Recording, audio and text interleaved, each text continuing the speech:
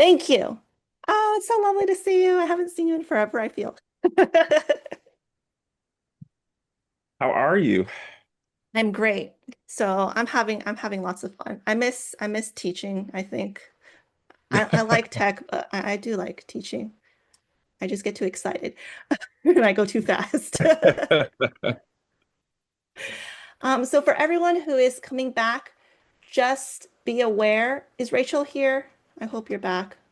But we're able to reproduce the issue of the blocks disappearing upon publish. So please, right now, don't publish anything yet. Okay? We are fixing it. It will be fixed probably by tomorrow, but we have identified the issue, which is the hardest part, and it's not a Mac issue for this issue. So, yeah. So, just don't publish anything yet. If we share, we'll just share by, the link in the chat and stuff. But anyway, today we have so many projects that you can just move on to another project. Anyway, I'm not going to talk anymore because you guys are sick of hearing me at this point, and I'm going to leave it to this awesome panelist and hand it over to them. So I believe everyone is here. No, we have kind of everyone here. So anyway, who wants to? I think it's Dr. Mary Payton. Are you there? Of course I'm here. You know I'm here. Can you hear me? Yeah, I was gonna be like, okay, you guys go. I'm gonna mute and I'm not gonna talk at all for 1 hour. It's gonna be great. See you guys. I'll be listening and For enjoying. too many years. Okay, for some reason she's got me hosting this, but if anybody else wants to jump in, we're all one big family. Uh, I'm happy everyone is here. Uh, can we quickly take a minute to introduce ourselves? I'm Dr. Mary Payton. I have been in STEM for over 40 years, probably 50. I got introduced to elementary several years ago when Nicole first started it, and I used it with my middle school and high school students. And I totally enjoy the program. And today we're talking about um, voices in computer science and education. So I'm going to start with Victor since he's like to the right of me. Can you introduce yourself? Tell the audience a little bit about you. Absolutely. Well, welcome everybody. It's good to be here with you guys. I am Coach or Victor Hicks, Coach Hicks to my many years, and I guess legions of students at this point. So I've been teaching for 20 years, founded my organization Coding with Culture, which looks to build a kindergarten through HBCU pathway in computer science and design thinking. So, well, actually, let me say computational thinking. We've expanded. Um, and getting Black and Brown kids their natural genius connected to STEM opportunities, specifically around computing, so that we can get if we can't get a seat at the table, they can at least be equipped to build their own. So, we talk about culturally responsive CS. That's been a huge, CS, uh, excuse me, culturally responsive pedagogy, period, but especially in the areas of CS has been a long time passion. So, started with Elementary about a year ago, and now have had the blessing of using it. We wrote a unit about HBCUs, and yeah, excited to be here amongst the masses. A great group. Okay. Dr. Alexander, would you like to go next, please? Oh, sure. Hi, everyone. I'm Dr. Desiree Alexander. Very honored and thankful to be on this panel. I am the founder CEO of Educator Alexander Consulting and the Deputy Director of the Associated Professional Educators of Louisiana, but started my career as a sixth grade and eighth grade English teacher, became a high school English teacher, middle school librarian, high school librarian, which is when I started getting more into computer science and more into just technology in general, and also more into student voice and equity issues. And then I was a district level instructional and technology supervisor. So I've been doing this for 20 plus years. and I'm happy to be here to talk about it with you today. Okay, and finally, I do not want to mess up your name, so I apologize. Oh, no, that's fine. Hello, everyone. My name is Jadiksa Vijalaba. I am the CEO and founder of McKinsey's Adventures. We're a global consulting company. We work with ed tech companies, but also school districts and CTE programs across the United States and in other countries. But I started my work as a high school social studies teacher. I taught overage and undercredited students for 11 years before becoming an assistant principal of an expeditionary learning school in New York. And then if you're here, I think I see most of the folks that I know specifically from Flip or Flipgrid. I worked there for 3 years. And I was recently introduced to Elementary probably about 6 months ago.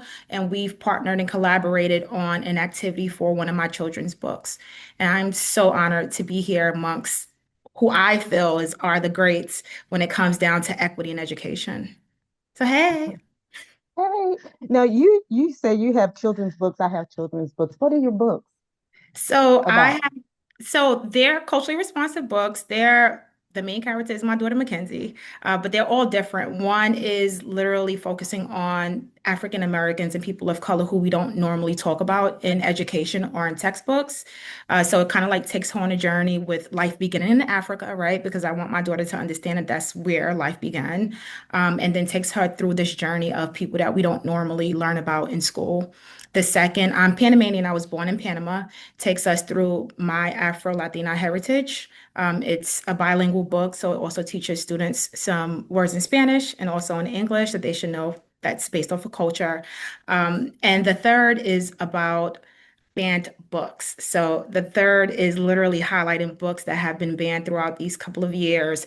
And it's basically like my way of saying, hey, here's a summary of this book, even if your school doesn't have it. So kind of like me just sharing some secrets. And what about yourself? Okay, my books are Taylor STEM Adventures because I spent almost 30 years in the United States Army as a chemical officer. And it talks about everywhere we go, what we can see in STEM. I have Taylor STEM Adventures Hawaii, Taylor STEM Adventures Texas.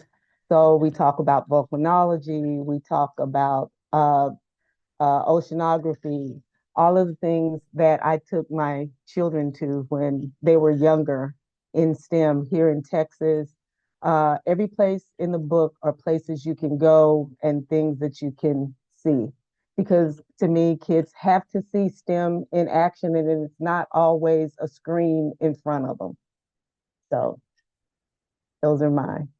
Thank you. I definitely But have to grab some copies. and I have to grab yours too. Let's get started.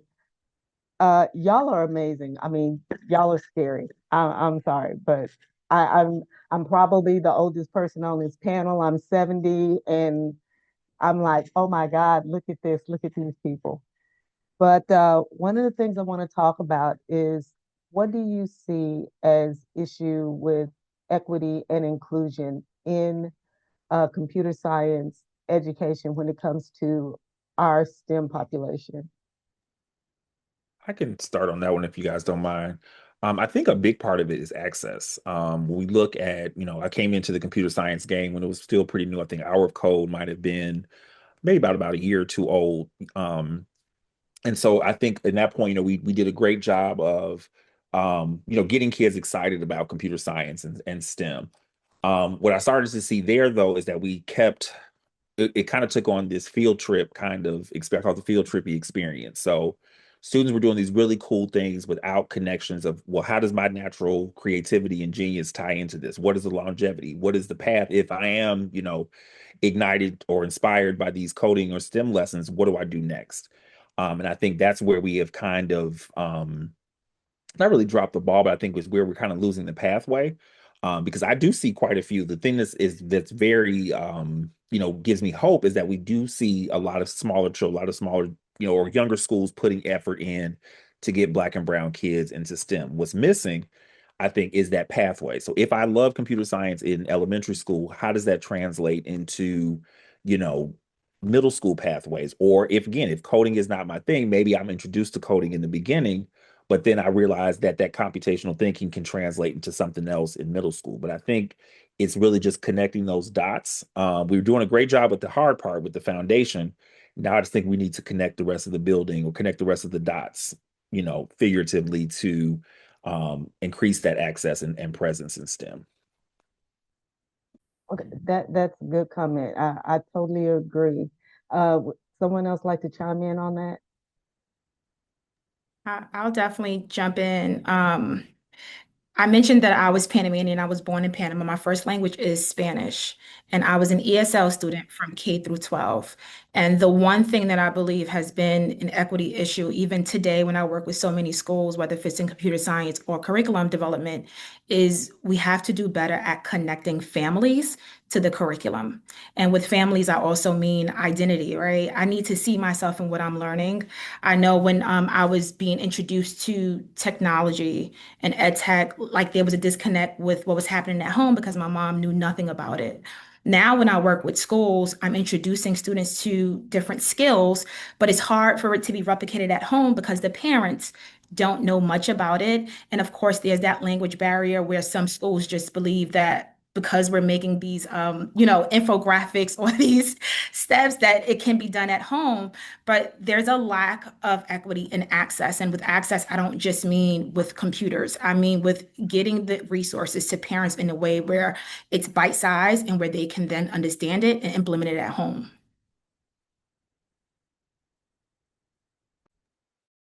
I'm sorry, I was muted. Dr. Alexander? Yeah, I'll jump into that. I think just kind of piggybacking on what both of you said, which was, boils down to different types of access for our students. I think representation is also really important. If we don't see how I can fit into this space, then I'm not going to think I belong in that space. So I think that is very, very crucial. I think it all boils down to the culture of CS, and do we see ourselves in that culture, either with representation or with access and the different types of access. So it all boils down to, I hate to say fix the culture, but we have to broaden the culture of CS and what we actually see and what we represent. Because, like Coach said, I'm seeing more and more and more and more Black and brown kids in the CS space, but I still don't see them represented on a larger scale. Like I'm seeing them, but I'm like, well, why isn't anybody else seeing them? And it's less important for me to see them and way more important for our Black and brown kids to see them, right? So that's the thing is, where I feel like it's becoming more normalized. We're seeing more women in the field. But it's still not being represented that way. So what's the disconnect there as well?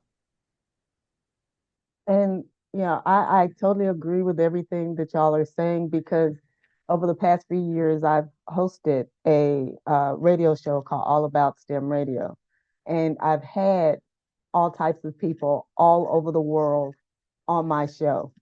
But I think some of the impactful interviews I've had have been with young men, young women, um, that are in the computer science, engineering, or STEM space. And, people are like, oh my God, or STEM and STEAM space. I didn't know this person was out there. Or I had a couple of musicians this year, and people are like, oh, I've seen them. I know them. I've seen their music. It's getting out there and letting people see people like us. One of the big comments that came up at a conference I was at the beginning of the year is um, Latina students not feeling comfortable with speaking Spanish in the space or speaking their language in the space. And, you go to these big companies and you're like, uh, you meet another person who speaks Spanish or speaks whatever language you speak, you won't even talk to them in that language because they feel like, oh, wait a minute, I can't do this. I'm not supposed to do this. This is, not acceptable in these spaces. And we have got to stop doing that. And I'm getting off my soapbox now. I'm going to ask another question. Uh, how do we connect students' lived experiences and their communities to the projects that we teach them? So who wants to chime in on that one first?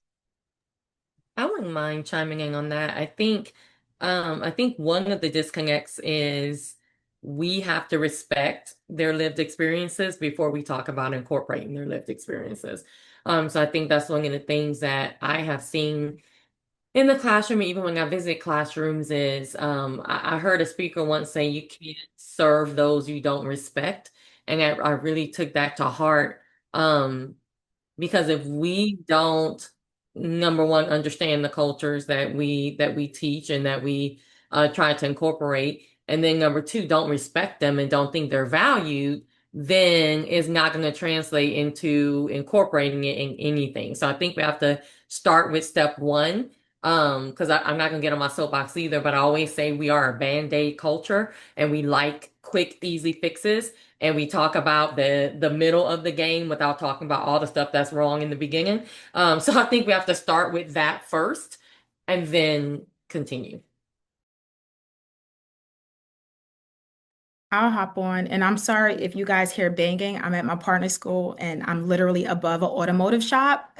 So just in case you hear some banging, that's the students below me.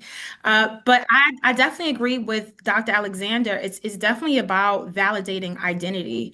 It's not just about celebrating CS or folks of color during, holidays. It's not about decorating your classroom with Mae Jemison and saying, we're acknowledging that, we have some Black astronauts or folks who have worked for NASA. It's way deeper than that. It's about understanding our child's experiences, what happened the night before, what might have happened the week before that affects how the student not only comes to school, but is prepared to take in any content that you're teaching. And so it's mostly about embedding representation into our curriculum when we're creating it and not just when students are getting ready to consume it, right? I am always emphasizing to my teachers during training that our students are our customers, right? But in order to prepare the best thing on the market, we have to know exactly what it is that they want and need. And the only way that that's possible is by having conversations that are real, that don't trigger trauma, and that allows our students to speak freely about their own experiences, even if that might mean that they don't want to tell you everything. I mentioned that I worked with students who were overage undercredited. I started teaching when I was 21, teaching 21-year-olds. So my approach to students, especially students of color, has always been different. It has always been where I understand what you're going through, right? This is empathy. It's not sympathy. You still came to my class late, but we have some work to do. And I think that some of us are missing that. We're missing the real lived experiences and connections that we can make with students, especially in computer science. It's not about just getting the work done. It's about influencing them so that they feel encouraged to want to do more even when they leave your classrooms. That's I think that's a very good point, both. And I think starting off with Dr. Alexander, that respect. And I think that comes, tying into what my wonderful sister Fran had to say about the connection is that you have to start off with the point of respect, and kids, I feel, are the best judges of intention. And so I always say, when we talk about culturally responsive teaching or pedagogy, and I think that's that double it's a two-sided process. The material, of course, has to reflect the culture, but also, as Jaritza brought up, we have to also respect what the kids that are showing up to us every day and how their learning styles may be a little different, or again, even their ability to tap in. And not looking at that from a deficit point of view, right? Because it can be, when we talk about communities, one thing that we always speak a lot about is that community, expands beyond race. We talk about students that are, post-pandemic students. That is definitely a culture. We see that their learning styles are different, their modes of communications are very different. And so culturally responsive education has to be responsive to them too. So how I teach, the amount of, I can't give that, which of course made me a better teacher. I can't be the sage on the stage because you got that same 15 seconds that they have on TikTok to get whatever. And so I think that's important that you come in with the willingness to learn and being genuine in learning more about, especially if we don't share the same cultural background as your students. But I think that is really just, I mean, I just to expound on what both of my sister friends had to say, I think that's exactly it. We have to, it has to be from a respectful place. It shouldn't feel like, okay, Black History Month, now all the Black kids in the class are checked off. We're good to move on into the next one. Because kids pick up on that. And I think that's when it doesn't allow for that genuine learning, that genuine safe space that you want to get from that culturally responsive experience. You're so, all of y'all are so right on this. Rachel has put in the chat, this is why creativity and project-based learning is key. When you let students be creators, they put themselves into the curriculum, and, they can access it from wherever they are. Now, I've used computers in my classroom for over a decade now. Well, when I was teaching, I'm supposed to be retired now. That hasn't worked because I've gone to teach internationally for many, many years. And one of the things that I noticed is I have kids do projects that are, you know, find someone in science that is either Latina or Asian, whatever your ethnicity is or ethnicity you're interested in, and do a presentation about them. And I have come up with some of the most amazing projects from kids because they put themselves in it. I've had classes where the majority of my kids were English was their second language. And if they explained something to me in Spanish, I may not get it all, but that was okay. Um, Somebody would explain it to me when I taught in Costa Rica, when I taught in the UAE, when I taught in South Korea.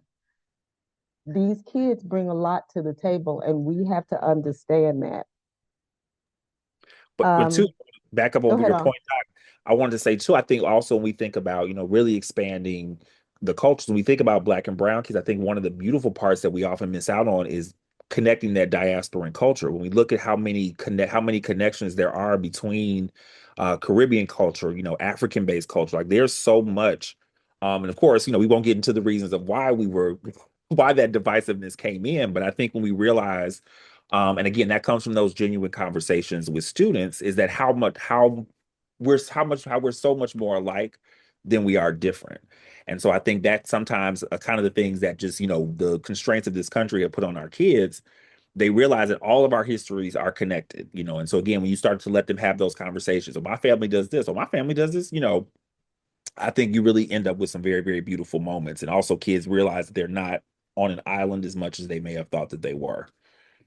Mm-hmm. And I wanted to piggyback on that too, that two things. One is you do have to start somewhere, right? So one of the things that I talk to my teachers about is not like getting rid of the guilt, because guilt is just it's such like a placation. Like I don't even know how to say it. Like it's such a like woe is me and centering yourself. Like get over yourself, get over your guilt, and then you have to start somewhere. Now you also need to research and learn.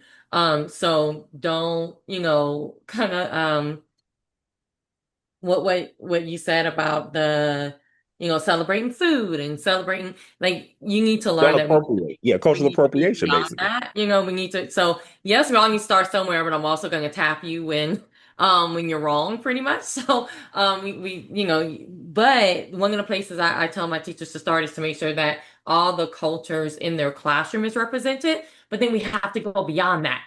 Because if we only deal with the cultures in our classroom, then we're not truly learning. We're learning about the cultures in our classroom, which is great, and it's a great place to start. But then we have to bring up cultures that our students have never heard of and that we've never heard of. And that's the whole point, in learning. And the whole point is if you're comfortable all the time, you're not learning. You should be uncomfortable. You should be questioning. Like, you should be reading a book and go, oh, wait, what is this? Let's research this. Let's learn more about this and have your students be involved in that. So that's the first thing is we have to start somewhere, but then you have to move beyond. You can't just stay in that same space. And the second thing you brought up projects, and the first thing that comes to my mind is, making sure that our students are not just consumers, that they're actually creators. And when we're talking about projects, is one of those things that I think of is, especially when we're bringing in student voice and choice, and which are two separate things, but I'm just saying them together right now. But bringing in that to your projects and having your students actually do projects on things they care about. So it's one of those things. I just did a conference, and we were talking about student voice, and we talked about projects, and I was like, you know what? The community may need socks for puppies, and socks for puppies are awesome. Puppies need those socks. But if that's not what your students care about, then why don't you have them do a project on, you find a problem in our community, you find a need in our community, and then how can we solve it? And then you could bring in that computer science, and how can we solve it with technology, right? And you're still doing the project, you're still getting your grade, you're still doing everything you need to do, but then you're actually incorporating what students care about, students' cultures, and then you may learn something about, I really want to get those puppy socks, but I also care about the food bank because that's where we get food every Saturday. And it doesn't, one more thing, I'm so sorry, y'all. One more thing. It doesn't have to be a negative, and it doesn't have to be a need. So what I mean by that is, when we're talking about equity, I feel like all of our examples are on the starvation side. All of them are on the negative side.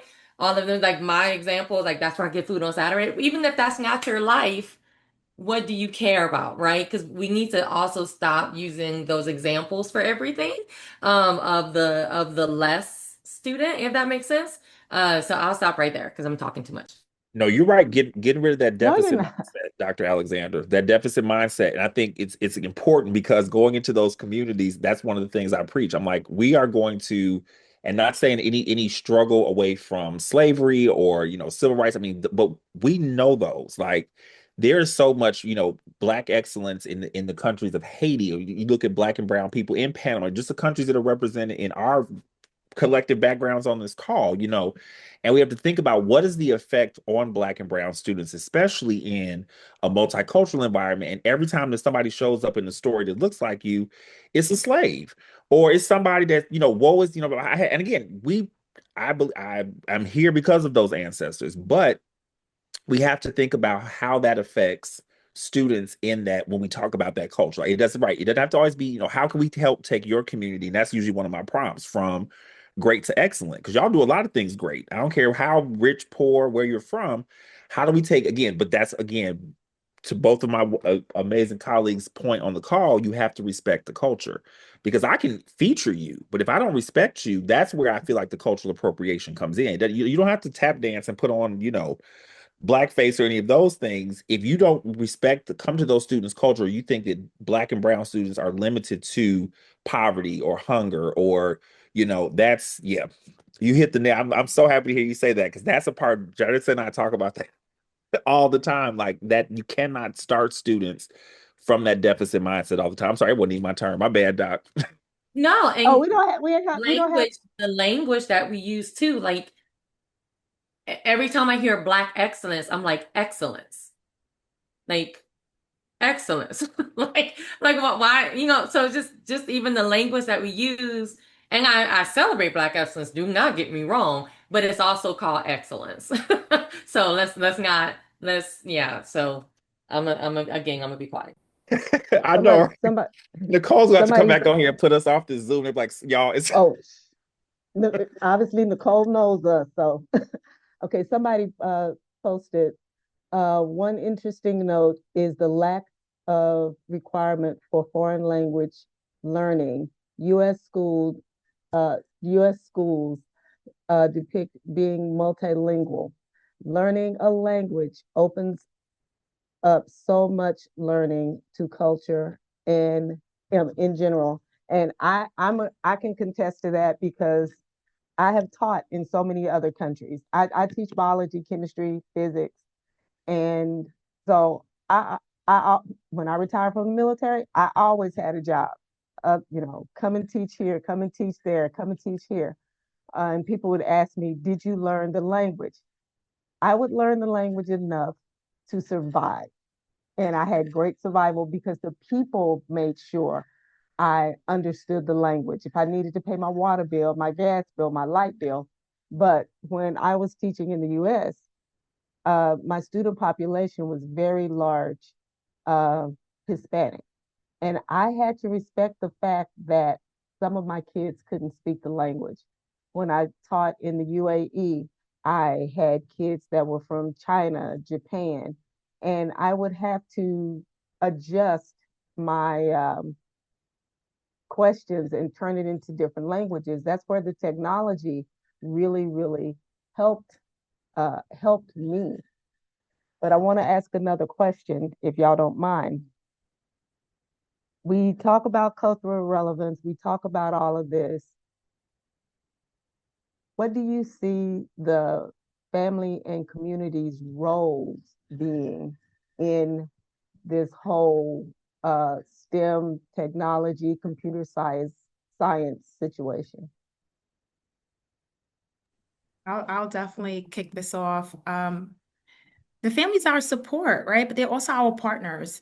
A lot of the work that I do is called parent academies and family academies. And we partner with school districts to provide AI and ed tech support for families, right?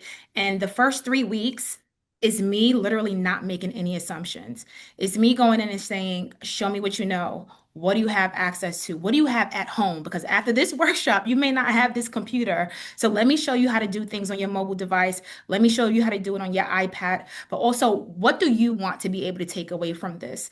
And honestly, what happens is parents open up to why they want to leverage AI, right? Like I had a workshop where we were literally leveraging AI so they can learn about how to advocate for Title I funding in their communities.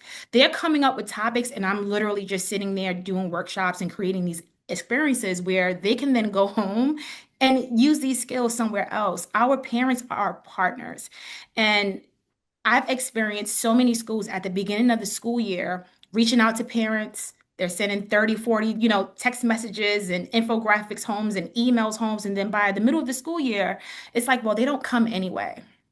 And my question is always, why do you believe they don't come? They're tired of the cruise ships. They're tired of the paint and sips. They're tired of whatever other activity that you've created that doesn't really align to what the real issues are in our communities, right? They want to learn about how do you advocate for your own kid? How do you help them when it comes down to literacy? We know there's over 100 million students across the United States now that are reading below grade level. So as a parent, if I know that my child is within that data or within that set, please show me ways that I can help at home and I can assist at home. As educators, we have to do a better job at not assuming that parents don't want to do the work. It's how are we going to provide ways for them to feel comfortable enough to tackle and to learn a skill in order to do the work, especially in Black and Brown communities, especially in Latino communities. I've worked with Haitian Creole teachers and even parents, and I've had school administrators say, well, do you know Haitian Creole? No, but I know I can use immersive reader. I know I can leverage an ed tech tool that's going to help that parent understand exactly what I'm saying. And we're going to record this so that when they go home, they can see exactly what were steps that I took to do whatever it was that they wanted to do. So our parents are definitely partners. Like I wish that someone had taken a time out to sit next to my mom when I was in school or my brother was in school, especially coming in as an immigrant from Panama and saying, hey, these are the skills that your child needs to know, and this is how we do it here, as opposed to her having to struggle as a person who was, working 3 different jobs and then coming home and expecting me to then show her what I had learned that day. We have to do better at providing those opportunities for parents, even if it's virtual.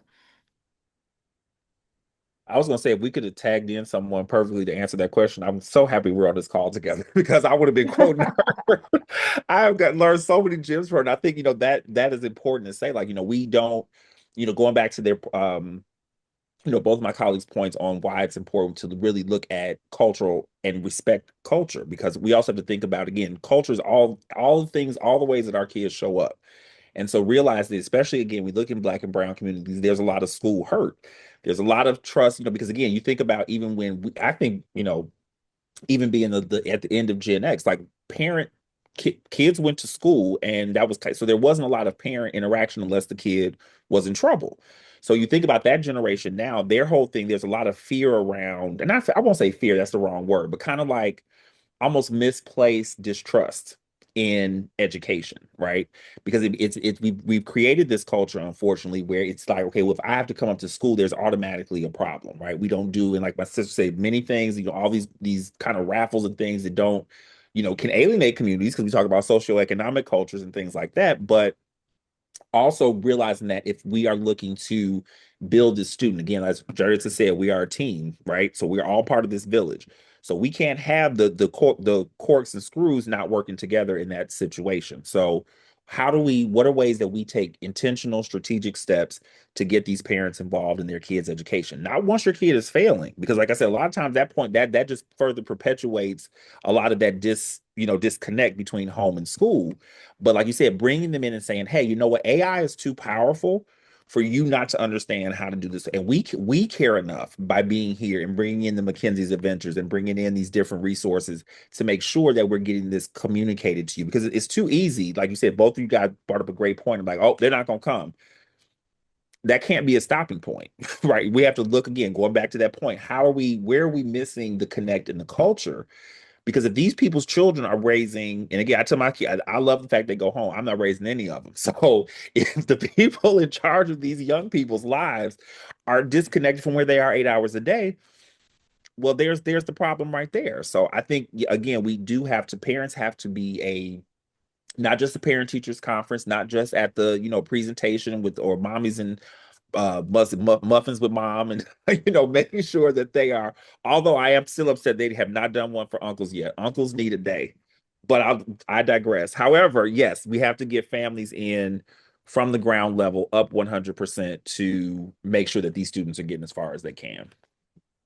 And one of the things that I've noticed in the districts that I've taught at here in the US is that everything is online. You can check your kids' grades, you can check what they're missing, but we still don't do enough to make sure our parents utilize the parent portal. A parent, we have nights when they're supposed to come up for a parent portal. Virtually every parent has one of these. They all got a cell phone. How do you use your cell phone to um, to get to your child's grades and what they're missing? And why is that important to you? Why is that important to your child? Your child, you need to know where they're lacking. If they're in high school, don't say, well, they're in high school, that's their problem. No, it's not. As a parent, you still need to know, because you want them to be successful. You want them to graduate. And that's one of my soapboxes, is using the technology to know where your kids are. But And like you said, not letting it be a stopping point. I think about that oh, baby in Baltimore, the one who, the parent, I think I forgot the whole story, but I remember she got to like her senior year or something, and she had like, her GPA was a 4.0. The girl ended up suing the school district. And so, so many things like, well, the mom, they have Power School, they have this. And I'm going, we have to get back, also going back into culture. Black and brown folks are a village related people. We need that. Like I said, I remember I have so many students that I have lifelong relationships with their families because their parent felt like I was their person. I made a point as the child step coach, as the social studies teacher, as the computer science teacher. Those parents that were, because again, I don't want to give up on those kids. And so what do I do? So I made sure almost that parent felt like they had VIP access to me. And I'm only coming to Coach Hicks, that as long as you are getting on that app. But I think when we start to create and we start to run these schools and we don't take into that, like, how did that parent exist for 4 years without the computer science, the cheerleading coach, the counselor, the lunch, somebody reaching out saying, girl, come on in here. Get on that. Let me show you how to get on. Da, da, da, da, da. That's a part of our culture. It's not something we should be ashamed of.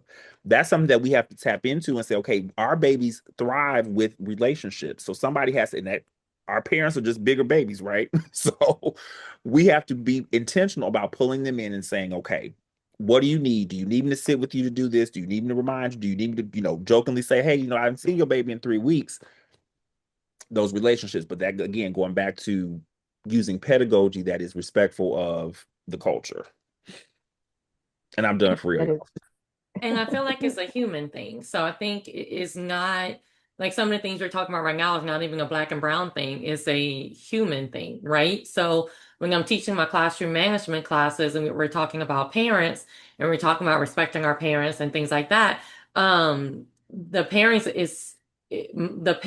of the students in my room are an extension of my students. So if I truly care about my students, then I care about their parents and parents slash guardian slash whoever is taking care of you. And the thing is, when we say the word care, because again, I'm all about this language, when you truly care about something, you're not letting it go, right? So let's be real with it. So if you truly care about something and somebody just come in your face and take it, you can be like, excuse me, right? If you really care about something, you're gonna remind somebody, hey, my birthday is tomorrow, make sure you get it straight, right? So when you care about something, you're gonna be on it. So same thing with parents. So you can't say you care and then you're like, but they should be doing their own thing. No. So having the relationship, like Coach said, having the relationship with parents, I think Yurissa, with the assumptions, oh my gosh, we're not even gonna start talking about assumptions in education and ego in education, right? And how those two things just completely damage education as a whole. But getting back to my point, to creating those relationships with parents, all parents, really. But when you do start talking about the damaging effects of education on parents, then you do start getting into the black and brown area with our older generation of black and brown can't even come into this school, right? And all the discrimination and all that going down to the younger generation, quote unquote, younger generation, where school was the bad place, right? School was where you got in trouble. School was where a lot of bad things happened to you, so don't even want to step foot into school. So we have to find a way to connect to our parents, and we have to very it's on us to take away the shame. It's on us to take away the shame of, yeah, I can use my phone and I have a phone and I can use it to get on, IG and all this other stuff. Well, let me show you how you can look up your students' grades and let me show you and just take it step by step. And like I always tell people, if you didn't create the technology, why are you so high and mighty about teaching it to somebody else? You didn't create it, so that means you learned it. So get over yourself, right? And I tell that to my parents, like, baby, I learned this just like I'm about to teach you. Like, let's go, let's do it together.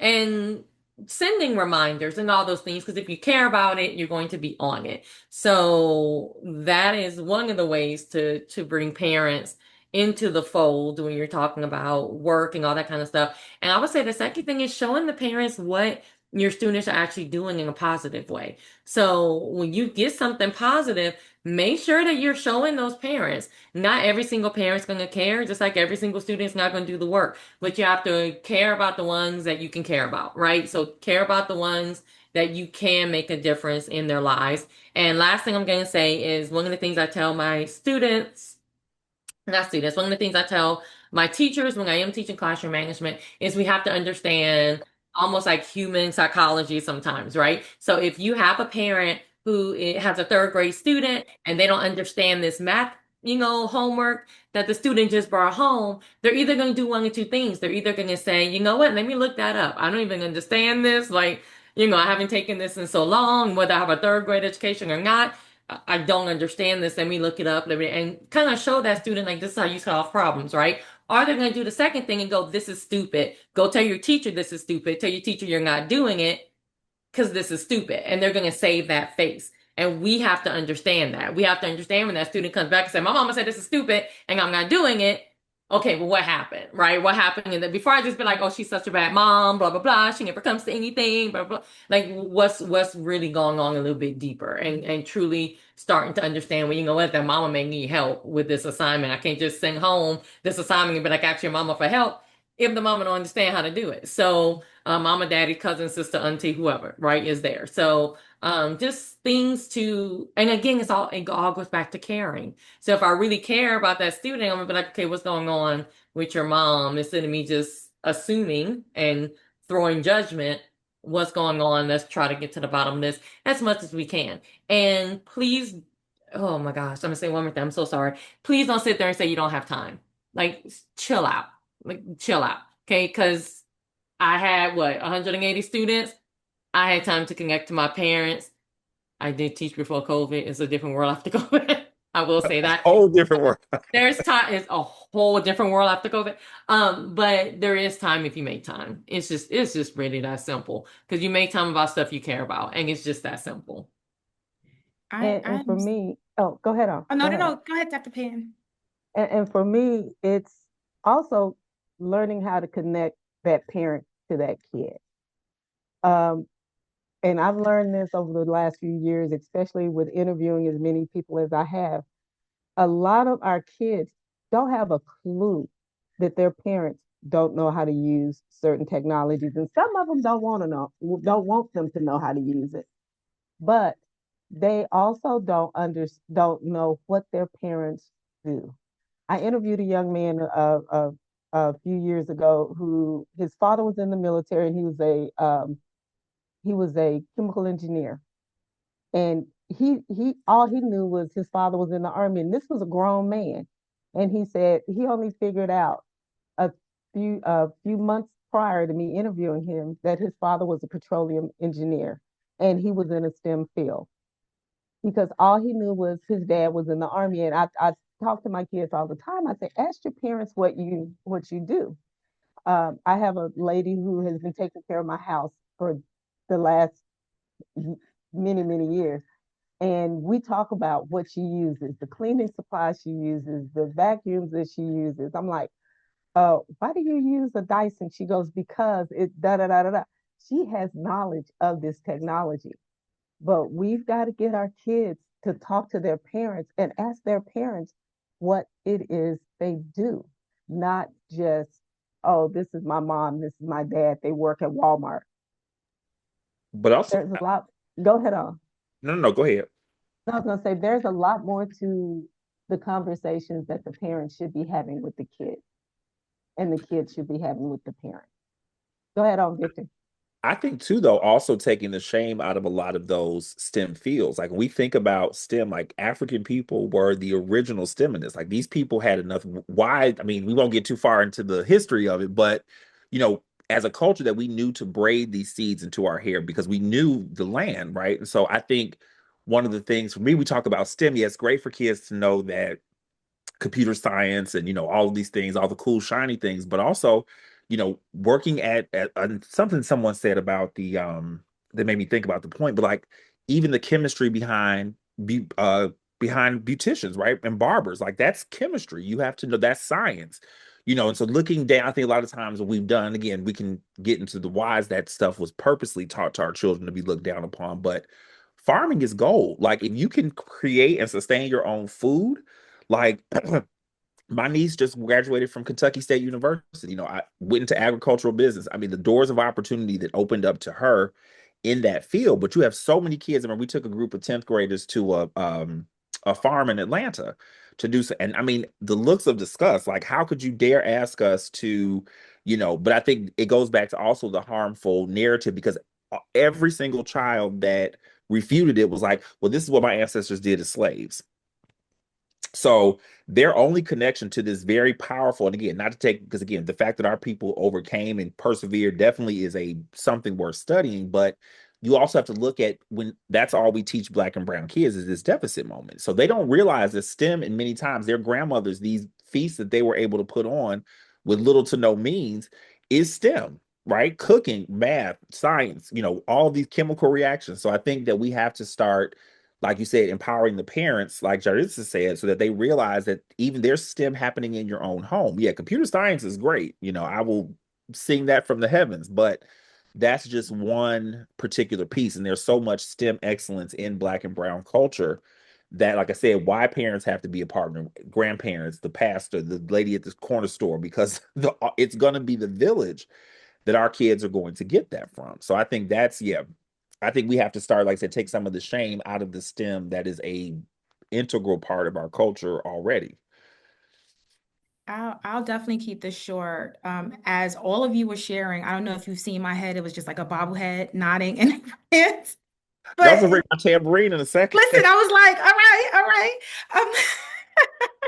But what comes to mind is whenever we speak with educators, and even I believe that when I started teaching, I always had this framework of I have to meet students where they are, right? And for some reason, when it comes down to families and adults, we do not meet them where they are.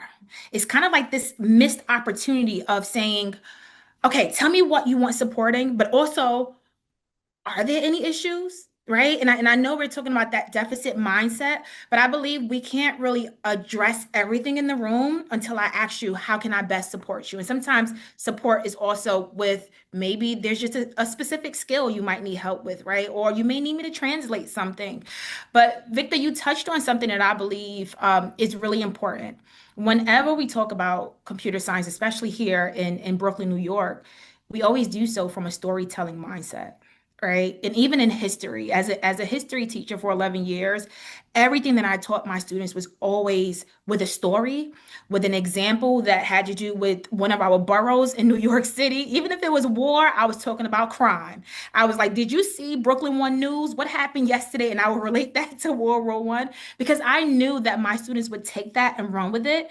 Our parents are the same way. When I was teaching, and I know, like Desiree said, things are different now, but I still have a lot of parent cohorts that I work with in Long Island and in Brooklyn. And what I do is I introduce them to the same technology that their kids are using, but we just use it a different way, right? So if it's AI, maybe I might look up cooking recipes and tell them that I'm missing an agreement. Can you find it?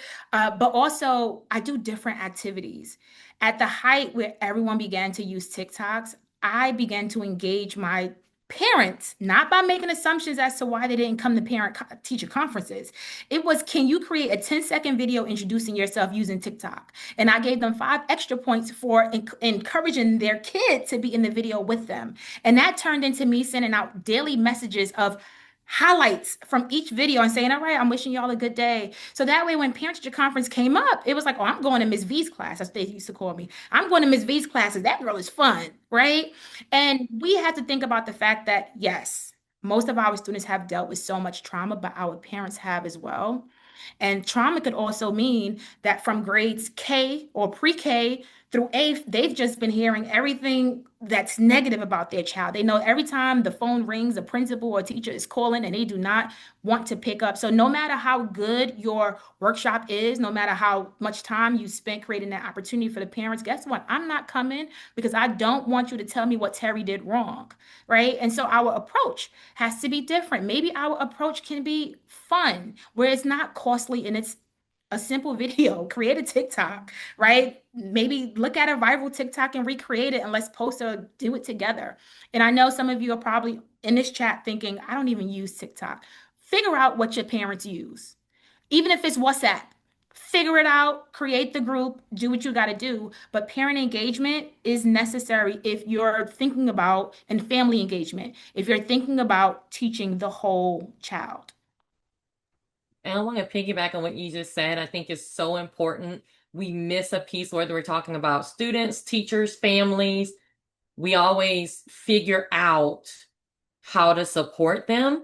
And the one thing I always bring up to the table is ask them. We miss that step so much. I'm like, it's such a simple step. If you're trying to incentivize, motivate, connect, relationships, support, ask them, how can I support you? And you said that. And I just think that's so important because it's such a simple thing and we just skip right over it. But if you're trying to support somebody, ask them, how can I support you, and go from there. Mm-hmm. And listen. Yeah. Ask them and we have But about that's that 8 minutes respect part, left. though. That's Oh, the yeah. respect part. Like, you can't come in and have, and like you said, because what parents don't need, again, going back to that intent, what's offensive is the what they call, the missionary attitude of like, I'm gonna come in and help no matter what. Like, I don't care I'm just gonna come in and like love bomb, right? And let you go in. But I think, and I saw that, I remember being in the community and teaching in Atlanta, and the way our clusters are split up by the each like feeder high school. So there happened to be one school that just had, predominantly Black and brown population, lower socioeconomic, and the other schools happened. I mean, it was like the wealth gap was, but very much like my city of Atlanta, although I love it. And so what happened was, I remember the parents, I mean, and we had the best PTA moms in the world, just, I mean, bend over back for not only their kids, but the community.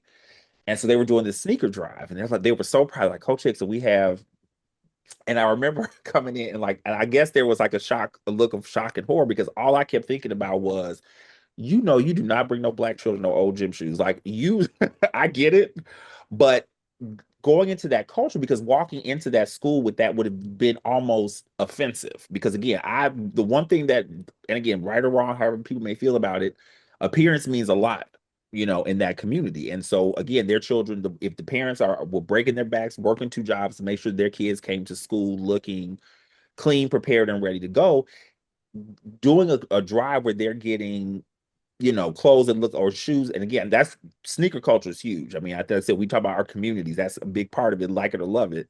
But again, going into that community with this, although the intent was great and the need to help was great, there would have been an immediate disconnect in that because no one took the time to ask and say, well, hey, what is it that you guys need? How can we help? How can we put the same effort and love into your community, but in a way that is respectful and also reflects the need, right? So that's it for me. Okay. Okay. I want to make sure I wasn't muted. We've got like 5 minutes left, and Nicole probably knows we could go on for another hour with this, and I don't want to get in trouble with her because I've known her for for so many years. But as a final statement or a final thing I want to put on our minds is we mentioned this throughout this conversation. We are great consumers of them. Uh, you know, cell phones, TVs, computers, all of that. How can we change the mindset from a consumer to a creator? That's my last question, and I know we're gonna go over. I'm sorry, Nicole. I love you. You're in my heart. So, who's taking No that one? problem. I'm eating, so go. Girl, this is Nicole's one break. She's like, listen, y'all go do whatever y'all going to. But I think for me, it's really connecting it to, and that's another benefit of the community aspect, right? So when we ask kids about like what are ways, and again, leading with the student, because the great part about having those conversations, one, you get a accurate and a real time picture of where your students are, right? Because even I say, even culturally, even let's say Black is not a monolith, right? Our kids that are 20 are definitely feeling different ways, But all that to say, I think that when they see that there is the real world connection, like how can this particular skill help me do this? And also saying the thing, like when we talk about saying to kids, like, hey, I get that and you use the TikTok example. I do a whole lesson on, okay, let's look at all of that. So you all know all these cool dances, you all know all of these great things, and you're not making a dime off of it because the science behind this is then, so again, meeting them where they are and saying, okay, I'm not going, because again, if as a teacher, if I go, I'm not, Miss Hicks is lame the rest of the year. So there's not going to be that same connection. Now, I tell them all the time, I'm old, you can teach, but again, you all lead this, but also making sure that once they show that, okay, you welcome me in. Now it's time for me to come in and use what I know. How can we take this TikTok culture? Because it does mean a lot to y'all. But there are people that are appropriating everything that you're doing because we don't understand. We don't take the time to understand the algorithms. Again, well, is it coding? No, but this is again another way that computational thinking is bigger than just the coding, because we're actually giving our Black and brown kids the short end of the stick, just preaching the coding game. Like that's such a minute part of what the big picture is and what the big skills we want them to get is. But I think, like I said, meeting them where they are, and then showing them how these tangible steps in farming and agriculture and nursing and biology, how can I use these to things that matter about me? Big mama had diabetes. How does my study in biology, how does this specifically help me help my aunties and my grandmas and these people, so again, I think our kids are very relationship based. And humans, period. You're right. Because like Black and brown, yes, those are my babies, of course, but on a more human level, like appealing to how does this help me make the world a better place So that's it. Okay, And I would ladies. piggyback just with a couple of words instead of how does this make the world a better place? How does this make my world a better place? And I'll end right there. Okay. Oh, I like that. Come on, mic drop. I like that. You should have saved that for after me. I Come know, on, right? Desiree. Come on. But I'll just give an example of what I'm currently doing with the school I'm at right now, which is a CTE program. I don't know if some of you have heard of Lincoln Tech. There's about 22 campuses across the US, but I'm working with automotive and electrical systems technology teachers. And the one task that I had was how do I make it more culturally responsive, but also engaging for diverse learners, right? Whether they're white, Black, Asian, how do you make it so that, yes, there's a hands-on aspect. We know CTE is hands-on, but students aren't connecting to it, right? And my first go-to was helping teachers to create build challenges. The more students are given opportunities to create, and the more teachers are given the opportunities to assist in the creation, now we have equity. Now we have it where everyone's engaged, but also align it to global sustainable development goals. Right. And so I'll just give an example and then I'll definitely let Desiree do the mic drop again. So specifically, like if we're thinking about sustainability, you can do something about, creating a car that's sustainable, green prototyping. You can think about equal entrepreneurship. We're always talking about finance with students, right? What does that look like when you create something and you want to sell it? Who's going to be your consumers? Who's going to be your buyers? But also it gives the teachers the opportunity to think beyond the curriculum. One aspect that a lot of teachers, especially across the United States, struggle with is how do you step away from the curriculum that has already been designed for you? Right. And for some of these teachers, they've been teaching for 40 or 50 years who are mechanics, they have their own shops, they have their own lab space. But now it's how do we take it a step further so that when students are leaving your classroom, they're not just looking at a job from Ford and Tesla and Toyota. They're thinking beyond. What does it mean to engineer for NBC? What does it mean to become an engineer for NASA, even though you've probably had a background just in automotive electrical systems? And so if you have an opportunity to build challenges and for students to see themselves, please take it. Now, Desiree, can you do that again, please? No. But I said I was gonna say, but it's not just like a couple of sentences. Um, Everything that you just said, like plus one, plus one, plus one, and plus one, both of you guys. But also making sure that students understand what, not understand, teaching them how to check themselves to see what they're actually interested in. So I think that is a life skill that is like just incomparable to a lot of stuff that we do. So because we know what we're passionate in, right? Especially hopefully by this age, we know what we're passionate in. So teaching them how to find out what they're passionate in, teaching them how to go outside the box, teaching them how to be comfortable in being uncomfortable, teaching them how to look at different things like farming and all this stuff that we talked about and saying, do I have an interest in that? Is it okay that I have an interest in that? And, teaching them to be okay with that and learning about themselves. And then that will lead to creation. Okay. All right. We went over a little bit because we were supposed to stop at 12:30, but that's okay. Nicole was eating, so we're fine. But hey, y'all are amazing. Y'all have made an old lady proud here because I'm looking at y'all. I'm like, my heart is full. Um, I will never stop. A question that was asked to me, what would I tell my 17-year-old self today? And my 17-year-old self would tell you, I thought that at this age I would have stopped learning. I didn't build my first robot till I was in my 50s.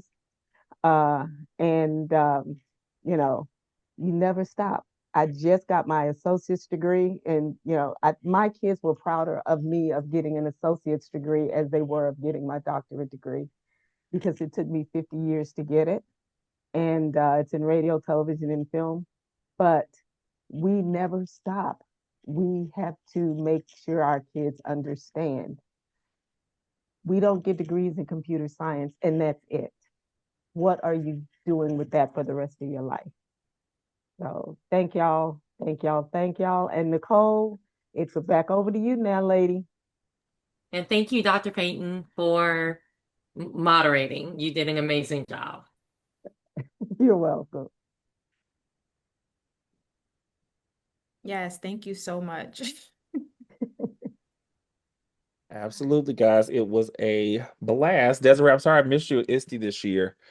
Jaritza wouldn't let me come this time. So She always blocking stuff. She always blocking stuff. Uh-uh. because she missed our party last year. I told her, I was like, listen, that Black Affinity space is, look, we had agreed, we had a line dancing. We Now that is always so. Desiree, thank you also for carving that space out. That is and like I said, I think providing that sense of community also for the educators that are doing this work is important because, like I said, you just think about all the great strategies we got from this call, just from this conversation. So I think the more that we do these things, the affinity spaces are great. They're cool. Of course, it's nice sometimes, but also when we think about the power that's behind that networking and that, sharing of best practices, I think can be very, very powerful. So thank you for that. I don't think you get your flowers enough for cultivating that space, especially someplace like ISTE, which is an international stage. And so I think about, our Black and brown brothers and sisters from other places that are feeling even less connected because they don't share the Black American heritage. So shout out for that, my friend. Give you some shine. Thank you so much.